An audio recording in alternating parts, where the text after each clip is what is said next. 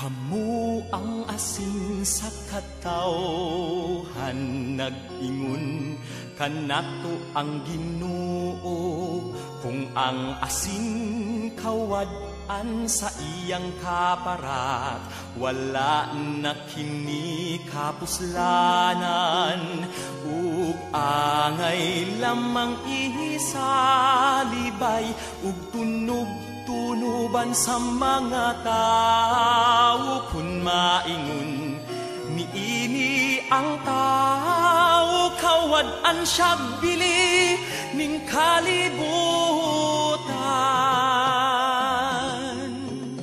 Kamu ang kahayag sa katawhan, nag-ingon kanato ang Ginoo.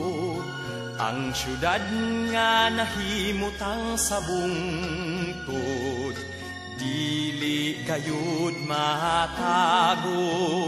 Walay magdagkot ug suga, aron lamang taguan sa gantangan. Ibutang gayud sa tungtunganan, aron mudanag sa tanan. Busa ipadanag gayud ang inyong kahayag, at tubangan sa mga tao, aron makita ang maayo ninyong buhat. Ug magdaig silang tanan sa inyong langit nung amahan. Ug magdaig silang tanan sa inyong langit nung amahan.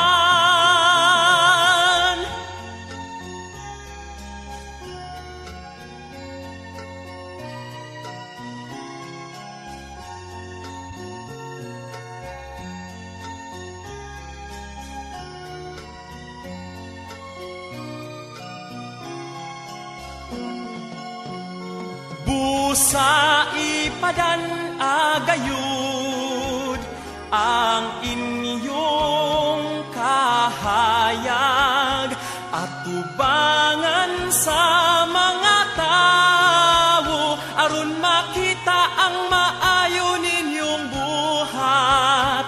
Ug magdaig silang tanan sa inyong langit nung amahan.